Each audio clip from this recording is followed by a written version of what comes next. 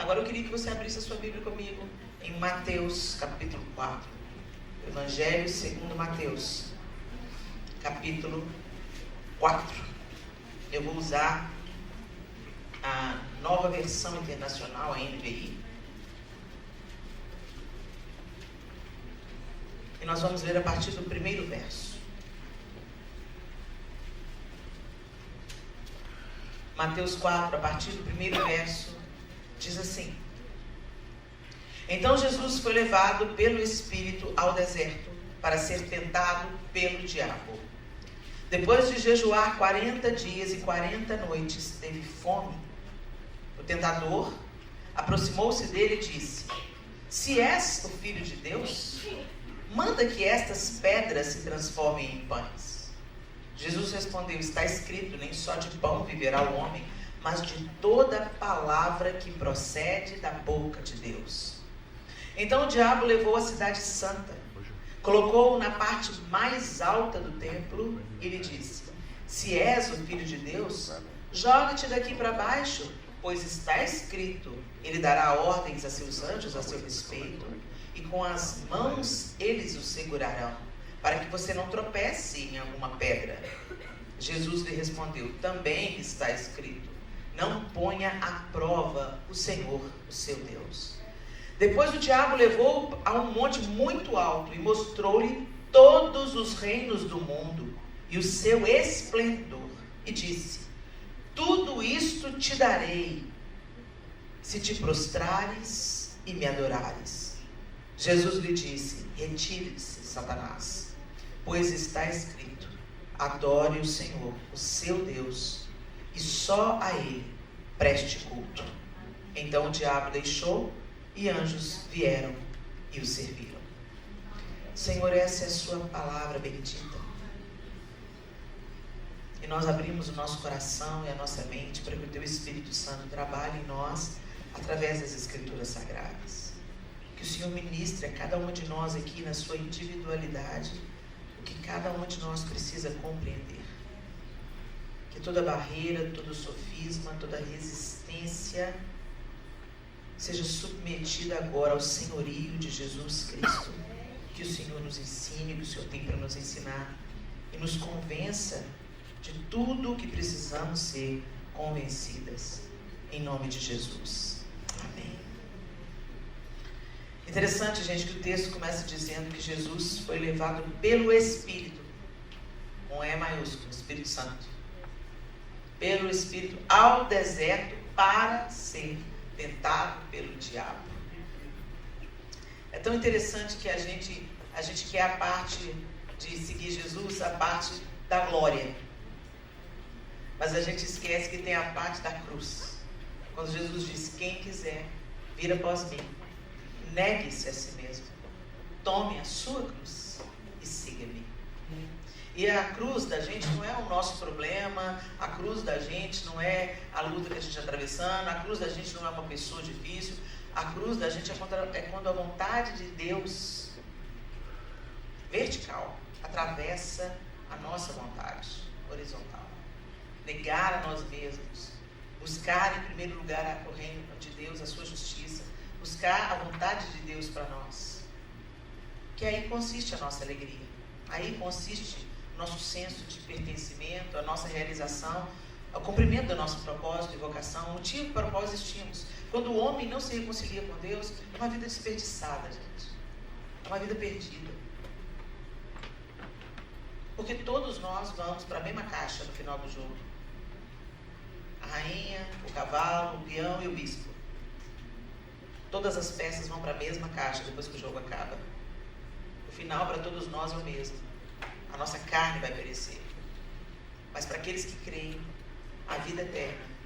E não só a vida eterna no Espírito, mas é bom a gente lembrar que nós também seremos ressuscitados. Os mortos em Cristo ressuscitarão primeiro. É o que diz o apóstolo Paulo na carta aos Tessalonicenses. Nossa carne será ressuscitada como a carne de Jesus foi ressuscitada. Então tem um propósito também, quando o Espírito Santo gentilmente nos conduz ao deserto. E ali, era a antecipação de algo poderoso que estava para inaugurar, o ministério de Jesus. Ele sai do Jordão e vai para o deserto. Ele sai do batismo, da confissão pública. Gente, vamos entender, Jesus não precisava de ser batizado. O batismo era a simbologia de morrer para o velho homem e nascer para Deus, de ser purificado dos seus pecados. Era isso que significava aquele banho ritual, aquele ato simbólico de purificação de pecados. Jesus tinha pecado, gente. Ele não precisava de ser batizado. Mas ele queria cumprir em tudo a vontade de Deus, evidenciar em tudo a vontade de Deus na sua própria vida. Por isso, quando ele vem, João Batista fala assim: é eu que preciso ser batizado por ti, você que vem a mim? E ele fala: convém que cumpramos a vontade do Pai. Quando ele se submete a isso, Deus se alegra nele. O céu é fendido, o Espírito Santo vem em forma de uma pomba, e isso escuta uma voz do céu dizendo: esse é o meu filho amado, em quem eu tenho prazer. Então, brilhar a luz de Cristo sempre vai envolver obediência, mesmo quando a gente não está entendendo nada. E aí, depois desse momento grandioso, ele é conduzido ao deserto pelo Espírito Santo para ser tentado pelo diabo. E ele jejua 40 dias e 40 noites. Quando a gente vai a Israel, e eu vou a Israel há alguns anos, os guias explicam pra gente que esse 40 anos nas escrituras não significa literalmente 40 anos, não, 40 dias. Que esse número 40 significa muitos dias, mas não necessariamente exatamente 40. É a explicação que os guias dão pra gente. Não sei se de fato é isso. Mas enfim, 40 dias é bastante tempo, né, gente? Dá pra ter fome, né? Dá pra ter fome. E depois de jejuar 40 dias e 40 noites, teve fome. Tudo normal, ele está na nossa roupa. Tudo que você sente, Jesus sentiu. A diferença é que ele não sucumbiu à tentação da carne dele. Ele foi obediente até a morte. O tentador aproximou-se dele. O diabo sempre vai se aproximar para roubar a luz de você.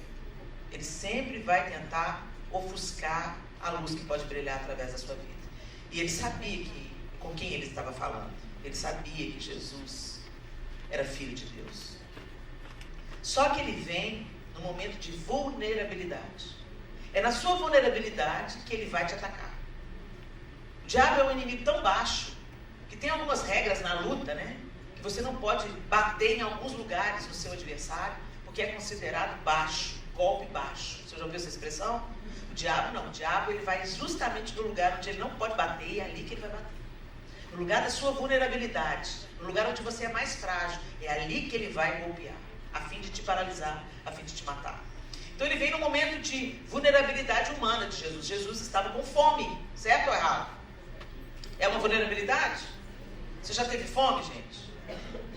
Vocês pensam que vocês tiveram fome, não tiveram não. Quando você está com fome, a barriga está uma coisa, você vai lá e come. O máximo que você passa fome, umas 24 horas você fez o jejum. Você fica bomba, toma dor de cabeça. Você imagina depois de 40 dias. Os seres humanos matam e morrem para ter comida quando estão em estado de extrema fome.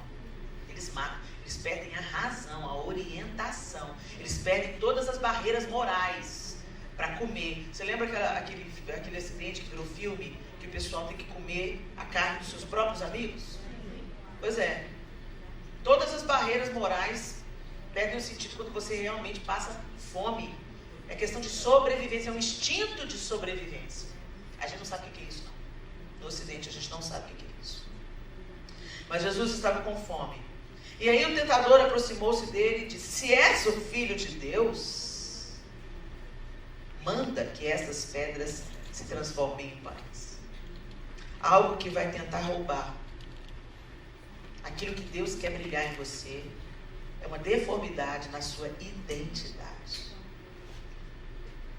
O diabo vai falar com Jesus e ele vai questionar a identidade de Jesus. Se és filho, se você é filho mesmo, me prova. Gente, quando a gente tem uma fraqueza na nossa identidade, a gente sempre está tentando provar alguma coisa para alguém. Quando a sua identidade não está formada na sua filiação em Deus. O primeiro processo que acontece quando a luz de Deus incide sobre nós é curar a nossa identidade. Nós então entendemos que agora não somos mais criaturas.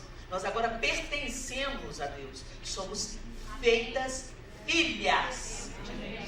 Nós temos um pai, nós temos uma identidade, nós temos algo que nos reconecta. A quem pertencemos, a gente não está avulso aí, a gente não está solto aí. Somos feitas filhas de Deus. Lá em Romanos 8, 15 e 17, o texto diz assim: pois vocês não receberam um espírito que os escravize para novamente temerem, mas receberam o espírito que os torna filhos por adoção, por meio do qual clamamos, Abba, Pai.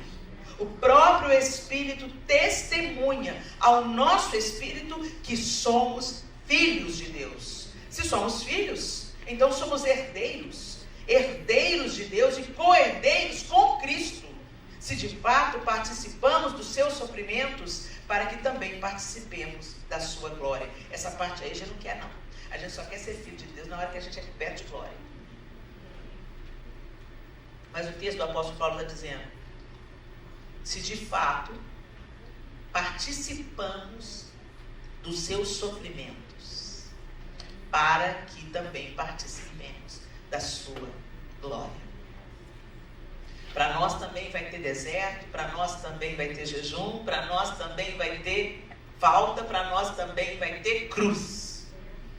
E foi porque Jesus se submeteu a todo esse processo que Deus o exaltou soberanamente e lhe deu um nome que é sobre todo nome, diante do qual todo joelho vai se dobrar. É o que a Bíblia diz. Mas como é que está a nossa identidade então? Será que nós fomos? Será que essa luz brilhou na nossa identidade? Você sabe que você é filha. E é fácil a gente dizer, eu sou filha. É fácil a gente proclamar isso com as nossas canções. É fácil a gente carregar camisetas estampadas com isso, sou filha de Deus. É fácil a gente proclamar isso. Eu estou dizendo isso curou a sua identidade. Você age como filha, você anda como filha, você pensa como filha, você pensa como herdeira. Você sabe quem você é? Ou você está tentando provar para as pessoas?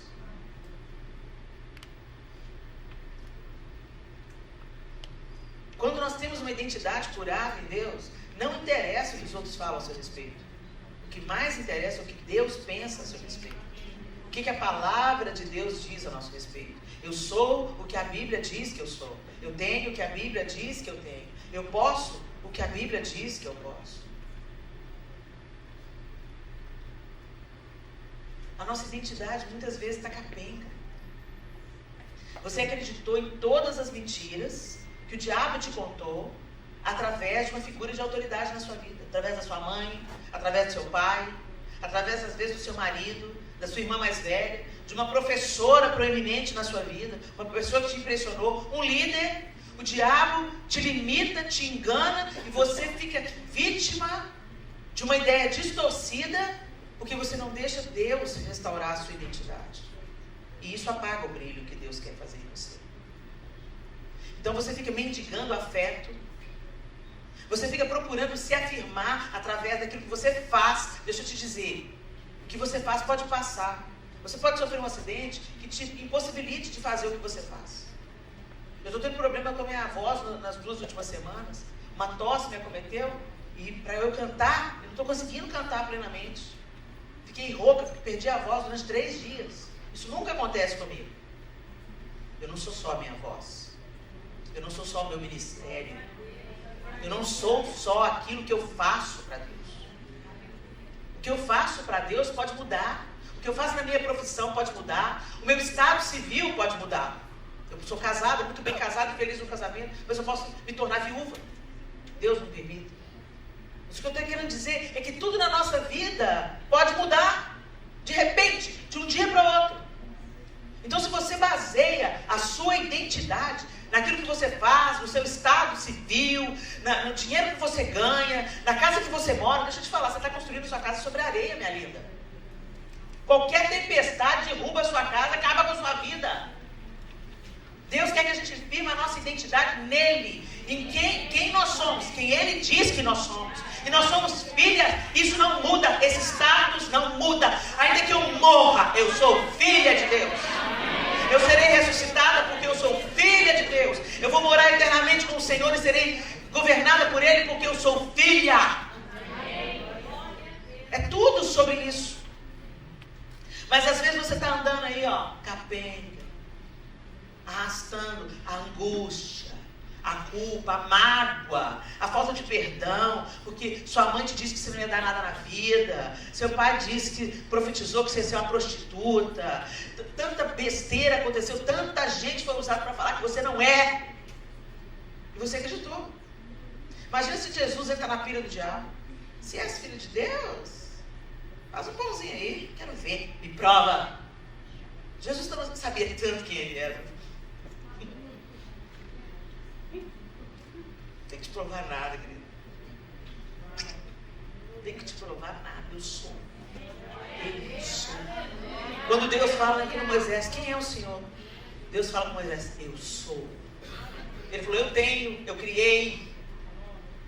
Eu sou. E é essa identidade que Ele quer plantar em nós. Tantas mulheres não brilham a luz que quebra a escuridão, porque são cativas na sua identidade passada. Eu não venho de uma grande família, Helena. Meu pai não foi pastor. Eu não sou inteligente o suficiente. Quem disse? Quem disse? Gente, até poucos anos na minha vida, eu me sentia completamente incapaz intelectualmente. Completamente incapaz. E por quê? Porque eu tenho dificuldade com matemática. Casei com um professor de matemática. Olha como é que Deus é bem-humorado. Eu gostava muito da matemática até a 4ª série. Quando chegou na 5ª série, eu entrei para a 5ª série, tem aquela mudança, né? E aí, em casa, minha mãe trabalhava o dia todo, tinha que trabalhar para a gente comer, né, para ajudar o meu pai. Minha mãe nunca trabalhou fora para fazer carreira, ela trabalhou fora porque realmente precisava do dinheiro dela para sustentar a nossa casa junto com meu pai. Então, as empregadas domésticas é que não exigiam nada de mim, né? Você já fez uma tarefa? Então, fui para a escola e não fiz a tarefa. Aí a professora me deu uma notificação de que eu não fiz exercício. Quem ganhava notificação naquela época tinha que ficar na escola depois da escola para limpar a escola. Escola municipal, né, gente? Não tinha funcionário suficiente. O castigo era limpar a escola. Não me arrancou um pedaço, não, muito pelo contrário. Só que, quando eu saí para ir embora para casa, eu fiz a tarefa que a pessoa que estava administrando os meninos que levaram aviso, né? Depois da aula, quando eu terminei a tarefa, eu saí da escola, o ônibus especial que me levava para casa, eu já tinha ido embora. Eu não conhecia o caminho, tinha 11 anos de idade. Eu fui fazendo todo o caminho, o percurso do ônibus. Então, demorei muito, mas cheguei em casa no sol de meio-dia. E eu não estava acostumada a andar longas distâncias. Gente, eu andei muito para chegar em casa. Demorei mais de 1 hora para chegar na minha casa, faminta, suando. Peguei birra da professora.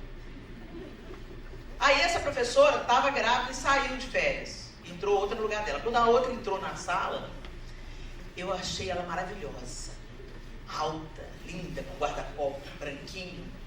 Ela era elegante, andava de salto, só andava de vestido. Depois, com uns anos, ela passou a usar calça. Mas ela andava só de vestido, com aquele guarda-copo acompanhando o vestido, na altura do vestido. Uma lindeza. E eu ficava, nossa, tipo assim, aquela coisa, modelo de menina, né? Eu quero ser assim. Quando eu crescer, eu quero ser assim, né? E tal. Só que eu já estava estragada com a matemática. Tinha birra da matemática. Comecei a tirar notas muito baixas. E essa professora, ela fazia o quê? Ela selecionava as provas para entregar, para devolver os resultados, em ordem de resultados. Então, os piores alunos recebiam a prova primeiro e os melhores alunos recebiam as provas por último. Eu estava livre, 1, 2 e 3. Não dava para esconder, gente. Todo mundo da sala já sabia que os primeiros eram os últimos. E que os últimos eram os primeiros. Parece bíblico, mas não era. Aquilo derrubou a minha autoestima. Ela pregava as provas e falava assim, Helena, aí vinha assim, como se estivesse com nojo da prova. Vai fazer um colar com tanto zero que tá ganhando. E a turma tinha essa reação. Humilhante. Isso foi me travando. 5ª série, bomba. Nota azul em tudo, boas notas em tudo, matemática, reprovação. E você tinha que repetir tudo, gente. Tinha esse negócio de fazer uma matéria só, dependência. Você tinha que repetir tudo. Aí, fiz a segunda, quinta série, ela não foi minha professora. Passei. Primeira, sexta série. Ana Lúcia entra na sala. Tomei bomba. Segunda, sexta série, Ana Lúcia não foi minha professora. Passei. Sétima série. Quando ela entrou na sala, eu falei, tomei bomba. Ela falou, Helena, você tá aí de novo? Tomei bomba. Ela me paralisava. Um dia ela me chamou no quarto e falou, Helena, vai no quarto.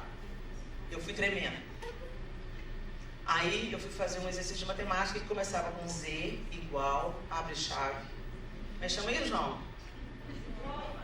Hã? Conjuntos numéricos. Fui fazer o conjunto numérico. Aí o Z igual, abri a chave. Quando eu abri a chave, ela... O que é, Helena? Nós vamos te voltar para o maternal? E toda a sala começou a rir. E eu não entendi o que tinha acontecido, o que eu tinha feito de errado. Eu mal tinha começado a fazer o exercício. Eu escrevi o Z espelhado.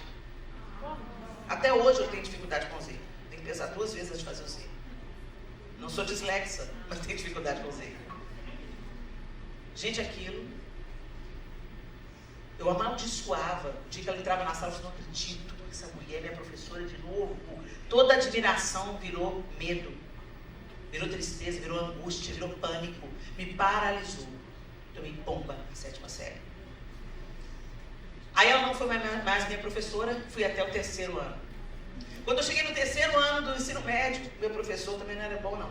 Aí, um dia eu estava apontando a lapiseira, ele virou para mim e falou assim, tá apontando por quê? Não vai conseguir fazer essa prova. Matemática. 3º ano do 2º grau, tomei recuperação. Passei tudo, tomei recuperação em matemática. E eu falei, eu não vou passar, eu não vou passar. Eu não vou passar, eu vou tomar bomba no último ano. Aí o João já namorava comigo, me deu aula particular. E ele explicava a matéria pra mim, e ele disse, agora faz a questão. Ele não fazia questão. Eu não sei, eu não sei, eu não sei. E ele, você sabe, você acertou, tá certo. Eu choro. O sofisma estava tão fortalecido na minha identidade, na minha cabeça, eu não sou inteligente, eu não sou capaz, eu vou fracassar. Passei na recuperação. E a partir dali, eu comecei a ter dificuldade de encontrar uma vocação. Durante anos e anos, eu sonhava que eu estava voltando para a escola, porque alguma coisa não estava completa. Faltou alguma coisa. Gente, esse era um sonho recorrente. Eu acordava assustada, eu já madura, com o filho na escola, com todo mundo de ensino médio, e o povo ridicularizando que eu já era casada e na sala de aula, na carteira de uniforme. Era um sonho recorrente. Por quê? Porque eu acreditei na boca do diabo. Na palavra do diabo colocada na boca de uma pessoa que eu admirava e respeitava. Mesmo que seja uma pessoa de autoridade na sua vida, uma pessoa importante para você, ela não é Deus na sua vida. Não é ela que diz que pensamentos que tem a seu respeito. O Senhor diz, eu é que sei que pensamentos que tenho sobre vós, pensamentos de paz e não de mal, para te dar uma esperança e um futuro. Então, não sei o que aconteceu na sua vida não, mas em nome de Jesus, não entre na cantilena de Satanás. Você não tem que provar nada para ninguém. Você tem que saber quem você é em Deus e qual o plano que Ele tem para a sua vida. Durante muitos anos isso me aprisionou. Sempre quando tinha uma conversa sobre matemática, eu saía de perto. Deus me deu um professor de matemática como marido. Filho super capaz em matemática. Eu tenho um filho que é professor de matemática. A matemática sustentou a minha casa durante muito tempo. E Deus estava me dando sinais. Eu estou te curando. Eu estou te curando. O nome da professora que me marcou era Ana Lúcia. O nome do meu marido é João Lúcio. Deus é detalhista, cara. Deus está me inclinando e falando, eu é que sei que pensamento tem sobre você, Helena. Você não é incapaz. Não é o fato de você ter sido bloqueada na matemática que isso te torna incapaz. Minha querida, o que te bloqueou? O que está te bloqueando? Eu não posso, eu não sou capaz, eu não sou inteligente, eu sou burra, eu não falo bem. Ok, você não tem que ter todos os dons, não. Mas Mas algum propósito você tem. E Deus já te deu o que você precisa no cumprimento do propósito dele. Para de olhar para o dom da outra, para de olhar para a mão da outra, para de olhar para aquilo que a outra está fazendo. Seja uma bênção você. Com aquilo que Deus já deu na sua mão. Aquilo que as pessoas reconhecem que você faz bem. Quando eu terminou o terceiro ano, eu fiz um teste vocacional. O teste vocacional deu oratória. Eu virei para... O que eu vou fazer com isso? Eu sou atriz. Sou cantora. Não, Helena, mas o seu top 1... As artes aparecem aqui no seu teste vocacional. Mas o top 1 aqui é oratória. O que eu vou fazer com isso? Helena, significa que quando você falar, as pessoas vão querer te ouvir. Eu falei, o que eu vou fazer com isso? Lutei contra isso. Busquei me realizar em outras coisas. Tudo que eu consegui foi frustração. A luz brilhou? Não. Gente, até a música, até quando eu canto, ela serve melhor quando eu estou ministrando a palavra. As pessoas começaram a me dizer isso. Helena, é diferente quando você canta, quando está pregando, do que quando você canta simplesmente fazendo um solo. Para de negar o que Deus quer que você faça. Para de negar a sua identidade. Para de acreditar nas mentiras que o diabo contou sobre você, na boca do seu pai, na boca da sua mãe, na boca do seu marido, na boca do seu filho, na boca da pessoa importante na sua vida. As pessoas importantes da sua vida não são mais importantes que o seu Criador. E ele diz, eu é que sei que pensamentos que tem. É de crucial importância, se a gente quer quebrar a escuridão, aceitarmos a nossa identidade em Deus, deixarmos que Ele cure a nossa identidade. E vivermos a nossa identidade. Eu sou filha, eu não tenho que provar nada para ninguém. Eu só tenho que fazer muito bem feito o que Deus me deu para fazer. Se é fazer unha, que eu seja a melhor manicure. Se é cuidar das pessoas, que eu cuide da melhor maneira. Se é para servir, preparar comida, que eu faça isso da melhor maneira. Se é para escrever livros, que eu escreva para a glória de Deus. Se é para ministrar as pessoas, que eu ministro para a glória de Deus. Não despreza o que Deus colocou na sua mão. Porque é nesse lugar que Ele vai te usar com poder, com glória. E você vai sentir um contentamento que você não vai sentir em nenhum outro lugar da sua vida. Então para de tentar ser famosa aos olhos dos outros, para você ser aceita pelos outros, de acordo com aquilo que você desempenha. Não é o que você desempenha que os outros aprovam, o que você desempenha e Deus aprova. Jesus sabia disso. E Ele diz, nem só de pão viverá o homem, mas de toda palavra que procede da boca de Deus. Você não vive apenas do que... Você não vive do que os outros te dizem. A palavra que procede da boca de Deus sobre o seu respeito. Você não tem que provar nada para ninguém. Então o diabo levou a cidade santa, colocou-o na parte mais alta do templo e lhe disse, se és o filho de Deus, joga-te daqui para baixo, pois está escrito. Aí ele veio com a escritura. Satanás conhece a Bíblia, mais que eu sei, tá? Por isso você precisa estudar. Você precisa ter a palavra dentro de você, porque senão Satanás vai te vencer usando até a palavra. Se você não discerne espiritualmente as coisas, Satanás às vezes vai usar um anjo. Ele dará ordens a seus anjos a seu respeito, e com as mãos eles o segurarão, para que você não tropece em alguma pedra. Não foi isso que Deus falou? Que ia te proteger, que ia te cuidar, que ia dar ordens aos anjos a seu respeito? Então, faz alguma coisa aí. Jesus falou, né? Mas também está escrito, não tentarás o Senhor teu Deus. Ele prova, ele continua insistindo na identidade, né? Ele continua na segunda vez, ele fala, se és filho de Deus, salta daqui. E na verdade, gente, não temos que, a mesma coisa, continuar provando nada para o diabo. Mas precisamos permanecer confiando em Deus. Jesus não pulou por falta de confiança. Mas porque Deus não mandou ele pular. Se fosse Deus que falando, pode pular, filho, ele pulava. Mas Deus mandou ele pular? Foi o diabo que estava mandando ele pular. Ele obedece o diabo? Não. Mas também está escrito, não tentarás o Senhor teu Deus. Eu temo a Deus, eu confio em Deus. E ele mandou eu pular, não mandei, não tenho que te provar nada. Vocês, porém, receberam dele a unção, e ela permanece em vocês, de modo que não precisam que alguém lhes ensine a verdade. Pois o que a unção lhes ensina é verdade e não mentira. E é tudo que precisam saber. Portanto, como lhes ensinou a unção, permaneçam nele. Agora, filhinhos, permaneçam nele para que, quando ele voltar, estejamos confiantes e não nos afastemos dele envergonhados. Porque sabemos que ele é justo, também sabemos que todo que pratica justiça é nascido de Deus. 1 João 2, 27, 29. Permaneça em confiança. Confie em Deus. Você precisa de estar com a sua identidade firmada em Deus para que a luz dele brilhe através de você. E você precisa confiar em Deus. É outra coisa que a gente fala muito, mas não confia em nada, gente. Você entrega suas orações para Deus, daqui a pouco você está pegando de volta. Você entrega os seus nós para Deus, depois fala assim, eu posso dar uma ajudinha?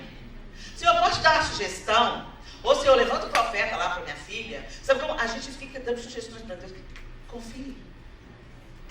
A fé é a confiança absoluta. E sem fé é impossível agradar a Deus. Se nós nos aproximamos de Deus, nós devemos nos aproximar crendo que Ele é Deus, que Ele pode todas as coisas, em confiança plena.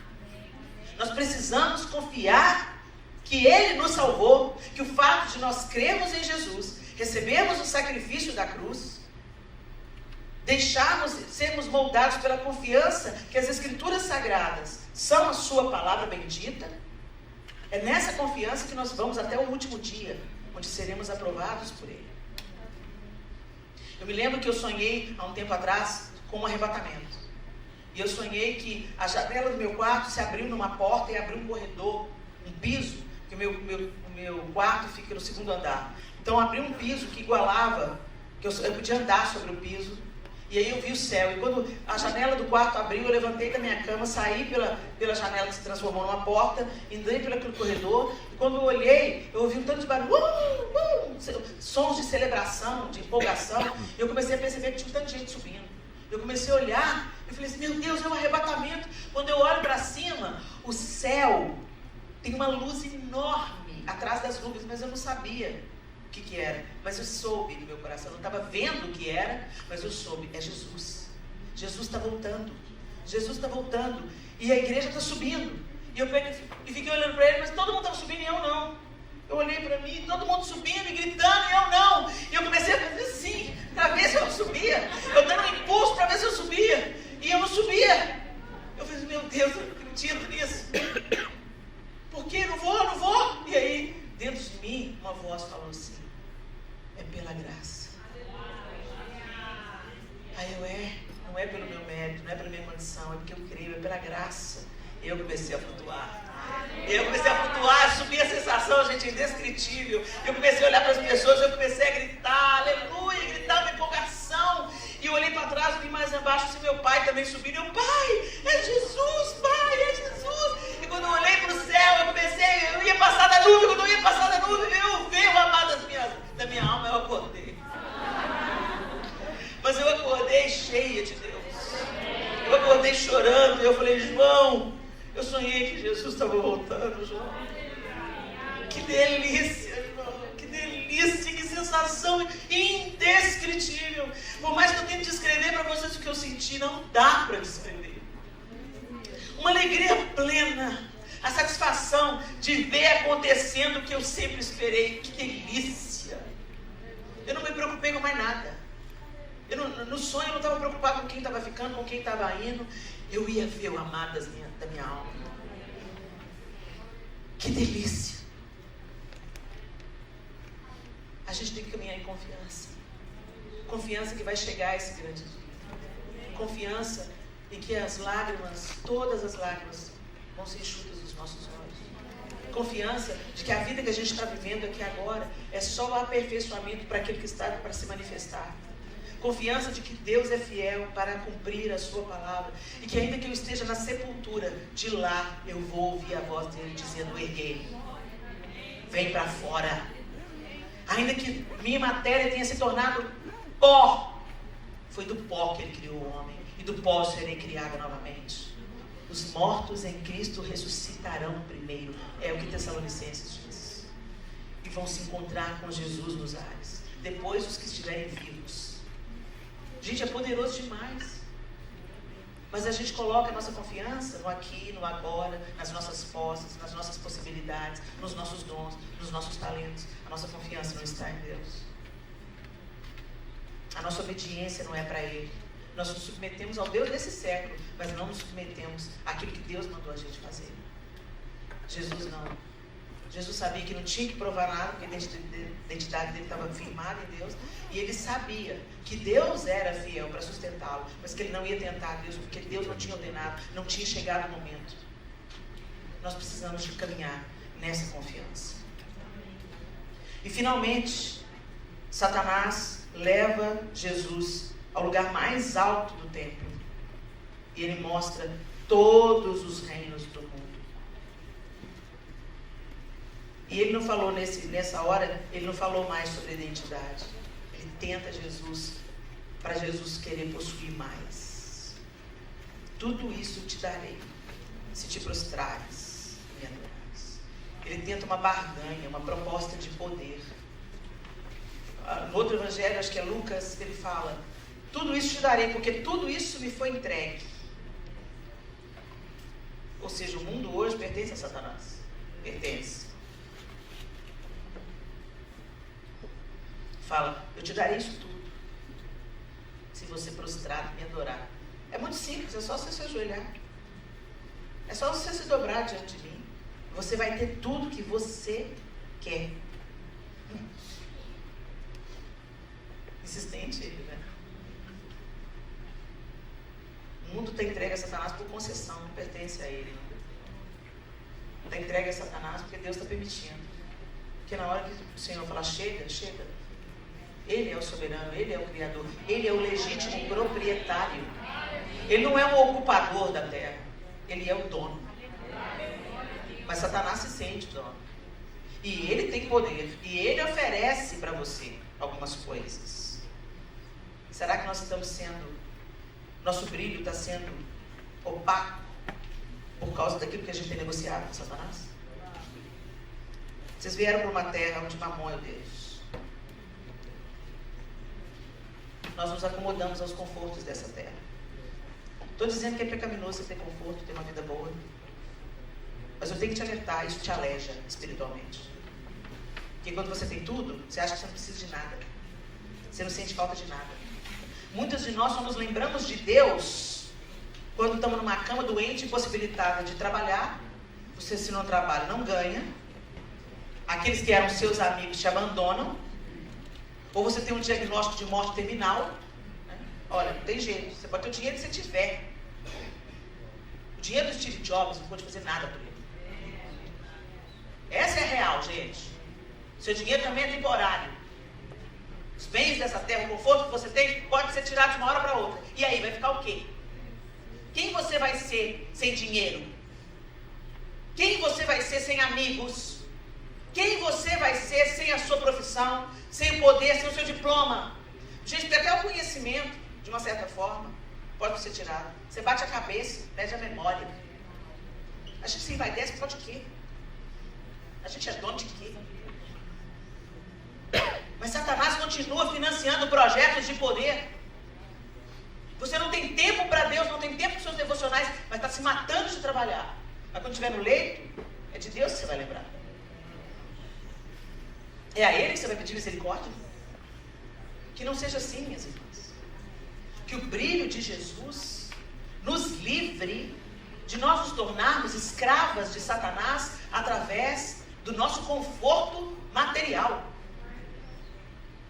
Os reinos desse mundo vão queimar. As nações serão abaladas. E você vai estar como nesse dia, se você estiver viva? Você vai estar junto com os desesperados, querendo fazer bunkers, estocar comida? Ou você vai estar se alegrando no Senhor porque a profecia está se cumprindo e você sabe de que lado você está? Você sabe a quem você pertence. Você sabe em quem você tem crido.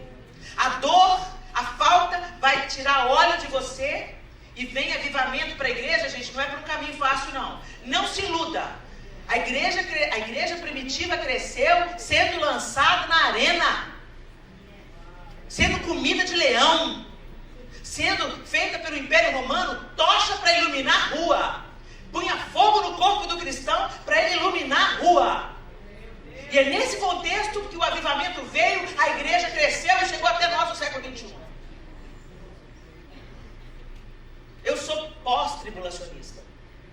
Não acho que justamente nessa geraçãozinha mimimi, mimada que nós somos, Deus vai nos livrar. Ele moeu seu próprio filho, cada um dos discípulos foi moído. Lá em Mateus deixa claro, depois da grande tribulação daqueles dias, o sol escurecerá, a lua não dará a sua claridade, então surgirá no céu o Filho do Homem. A teoria do arrebatamento secreto da igreja, ela é muito recente, ela vem de 1800 e pouco. Eu creio que a igreja vai ser arrebatada, mas eu creio que a igreja vai ser arrebatada à vista de todos, e depois de uma grande tribulação. Quem vai passar pela tribulação? Quem perseverar até o fim receberá a coroa. Vocês estão entendendo? Então a gente tem que estar cheio de Deus. A luz de Cristo tem que incidir em nós de tal maneira, minhas irmãs, que nós não sejamos escravos de nenhuma proposta de Satanás. Ah, não vai hoje não na igreja não. Faz mais a graninha. Fica mais 1 hora no trabalho. Deus é leal para nos sustentar. Você acha que os bunkers vão livrar os milionários da ira de Deus? Vocês acham? A nossa confiança está em Deus. A nossa riqueza está em Deus. Nosso sustento está em Deus. É Ele que cuida de nós. E essa luz tem que nos iluminar de tal forma que brilhe em nós e ilumine os outros que vão estar em desespero, que vão estar em demandas, que vão estar em inseguranças, que vão estar em dor. Aí vem o avivamento. Peraí, por que está acontecendo isso tudo? E a Tami está firme. O que está acontecendo? Essa luta toda. Gente, a Bárbara perdeu tudo.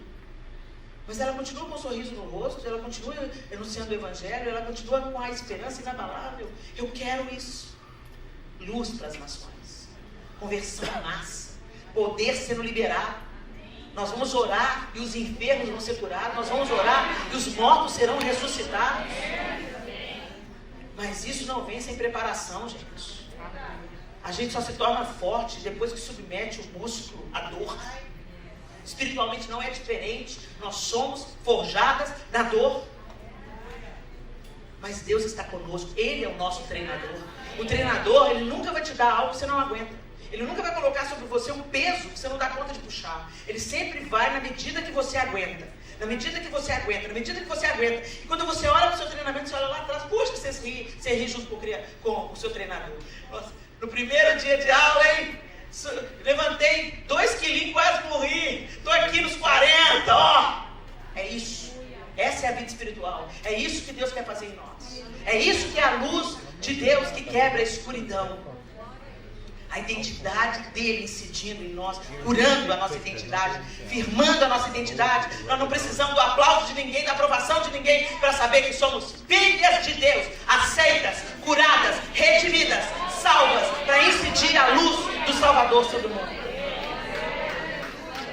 Somos curadas em Deus, caminhamos em confiança plena. As coisas não precisam ser do jeito que eu espero, para eu confiar que Deus me ama, para confiar que Ele me sustenta, para confiar que Ele vai me dar livramento, que Ele vai me dar a carga na medida certa e que Ele vai me sustentar enquanto está me forjando para os últimos dias. E também entender que eu não negocio com Satanás. Eu não sou escrava dos meus bens. Eu não sou escravo do meu trabalho.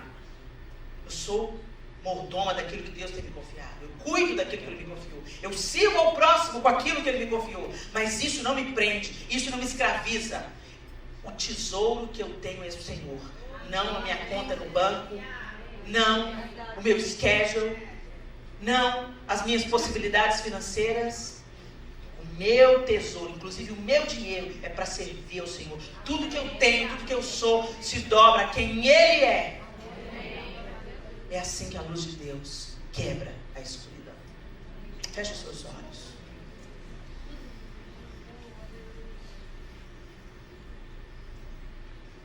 Você é filha. Filha de Deus. Deus, coerdeira com Cristo. Não viva aquém disso.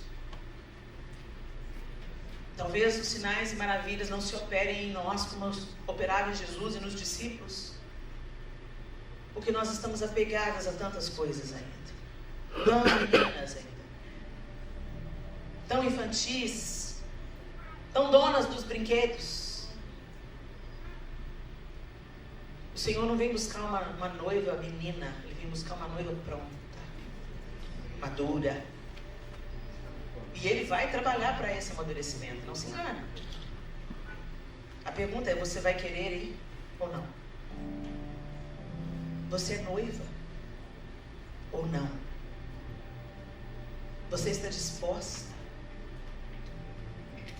ou não?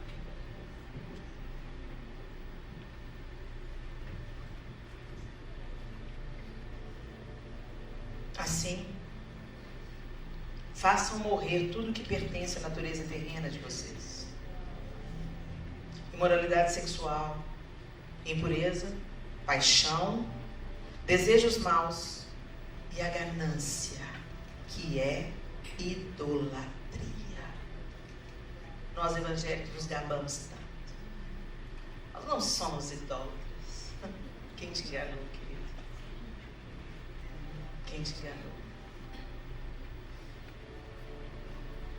Adoramos as coisas. Adoramos possuir. Nos devotamos a isso. Gastamos horas nisso. Talento, tempo. Investimos para ter. A ganância é idolatria. O que tem que ocupar os nossos desejos, as nossas aspirações, é mais dele. Mais dele. Mais de ti, Jesus. A pessoa de Jesus nos preenche. E se você não se enche dele, você vai ficar vazia. E se você ficar vazia, o diabo vem te propondo outras coisas para te encher. Uma roupinha nova, uma bolsa mais cara. Você merece mais. Trabalhe um pouco mais. Não, gastar tempo com seus filhos? Não, eles esquecem, depois nem lembram de você. Invista aí em você. Seu casamento? Seu marido não é seu pai, não.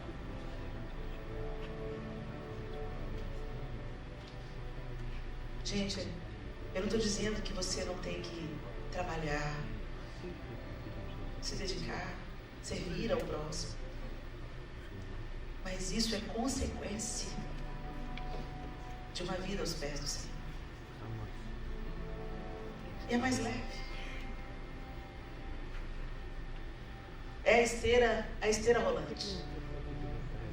Quando você caminha com Jesus e Ele ocupa a primazia das suas atenções, dos seus afetos, quando você realmente adora Ele, não apenas com as suas canções de adoração no dia do culto, mas quando a sua vida se volta totalmente para Ele, para quem Ele é, para aquilo que Ele deseja, para a sua palavra, para a sua ordenança,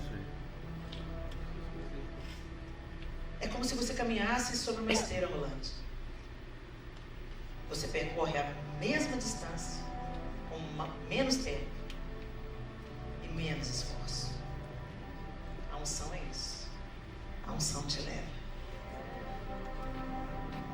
Caminhar com Jesus é isso. Não é pesado, é leve.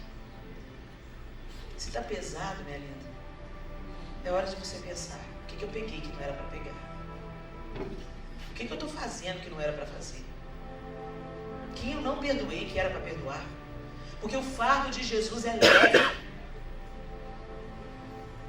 E Ele diz: vinde a mim, você que está cansada, sobrecarregada, vinde a mim, a minha pessoa. Eu vou pegar o seu fardo e toma sobre você o meu, porque o meu é leve, ele não vai te pesar. E Ele não para por aí, Ele fala assim: aprendei de mim, Senta aqui comigo, fica comigo. Aprenda comigo a ser mansa e humilde de coração. Humilde de coração, a gente desiste da ganância. Tantas das coisas que a gente corre atrás é para provar para o outro, mostrar para o outro que você venceu na vida. Orgulho. É para dar para os seus filhos o que você não teve. Inclusive o que você não teve fez de você quem você é. Por isso nós estamos gerando uma geração fraca. Uma geração sem resistência, sem resiliência. O menino corta os pulsos porque perdeu a namorada. E eles são fracos por nossa causa. Os músculos emocionais não foram trabalhados. Você poupa o seu filhinho de todo o sofrimento. Mas foi o sofrimento que fez você ser forte. Foi o sofrimento que fez você se levantar e começar de novo. Foi o sofrimento que te aperfeiçoou. Por que a gente está matando os nossos filhos, aleijando os nossos filhos, poupando os nossos filhos da frustração? Nós temos que orar pelos nossos filhos. Cuidar dos nossos filhos, sim, jamais negligenciá-los. Mas aprender a dizer não, a dar limite. Quando a frustração chegar, tentar mostrar para ele como que a gente pode aprender com isso, meu filho. Mamãe também passou por isso, meu filho. Fica firme aí, você vai conseguir vencer. O que nós estamos fazendo, meninas? Com a vida que Deus nos deu para viver. Não negocie com Satanás. Não sacrifique os seus filhos no altar de Mamon. Não sacrifique a si mesma no altar de Mamon. Desfrute das bênçãos que Deus tem para você. Mas não se torne refém delas. Tem uma canção que diz: me dê somente o que de imediato eu possa abandonar. Forte, né? Será que você pode abandonar hoje tudo que você tem para a glória de Deus? Talvez não. Mas o Senhor quer que a gente cresça nisso. Ele quer ir soltando as ataduras para que a gente não apenas caminhe na presença dele, mas a gente corra. Que a gente não seja manipulado por status, por poder, por dinheiro, por nada. Sejamos livres de fato. Jesus não tinha onde recostar a cabeça. Não tinha nenhuma túnica e uma capa. Não tinha bem nenhum. Ao mesmo tempo, ele é o mais rico de todos. Salomão não pediu riqueza, sabedoria. E Deus acrescentou riqueza. Deus tem bênçãos para nós? Tem. Ele é um pai amoroso, rico, dadivoso. Mas isso não pode nos prender. O que temos é para servir. Em bens, em recursos, em dons, em talentos, em tempo. O que temos está à disposição do Rei. É para a glória do Rei. É para abençoar pessoas. É para tocar a vida de pessoas. Que a gente viva essa liberdade, que a luz que vier da nossa vida, através dessa liberdade, de uma identidade curada, de uma confiança plena, e do fim de toda idolatria, toda cobiça, toda ganância. O nome do Senhor seja glorificado, a luz brilhe. O diabo olhe para você e fala: não tenho onde eu prender. Depois de passar por isso, Jesus mais na frente diz: lá vem o príncipe desse mundo, e ele nada tem em mim. Nada. Será que nós vamos poder chegar nesse dia? De falar: lá vem o príncipe desse mundo, e ele nada tem em mim. Ah, Helene, isso só Jesus. Não, não. Sujeitai-vos a Deus, resisti ao diabo, e ele fugirá de vós. A luz dissipa as trevas. Dissipa as trevas. Senhor, nós te louvamos nessa manhã bendita. Nós agradecemos ao Senhor por esse tempo precioso. Jesus nos ensina. Espírito de Deus nos ajude. O Senhor habita em nós, Espírito de Deus, a fim de que Jesus seja forjado em nós. Faça isso. Nós nos abrimos para o teu trabalhar. Nós não queremos, Senhor, vivermos amarrados a uma identidade ferida, mas queremos ter a nossa identidade como filhas absolutamente restaurada, alinhada. Que não sejamos movidas pelo desejo de aceitação, mas que nos movamos sabendo que já somos aceitas. Nos ensine a confiar, Senhor, mesmo quando for difícil. Nos traz à memória o seu amor pleno, que já foi provado, revelado e provado. Nos traz à memória o que nos dá esperança, para que no dia que a incredulidade tentar rondar o nosso coração, que o Senhor nos fortaleça com a lembrança das evidências do teu amor pleno, perfeito, e da tua promessa, as que já se cumpriram e as que irão se cumprir. E Senhor, nós te pedimos, nos tira da mesa de negociações de Satanás. Nós não servimos a Mamon. Nós não servimos a Satanás e seus anjos. Somos servas do Senhor, filhas do Senhor, e queremos viver para a glória do Senhor. No que temos, no que já possuímos e no que ainda nós vamos conquistar, que seja para a glória do seu nome, que nada nos aprisione. Nem as finanças, nem a casa que nós moramos, nem o conforto que desfrutamos, nem o carro que dirigimos, nem o status que desfrutamos, o limite do banco, seja lá o que for, tudo que temos é para te servir, não para nos aprisionar. Nós nos curvamos somente diante do Senhor, e só ao Senhor nós prestamos culto como Jesus. Nos ajuda, Senhor. Nos ajuda, Senhor. Em teu nome nós oramos. Amém e amém.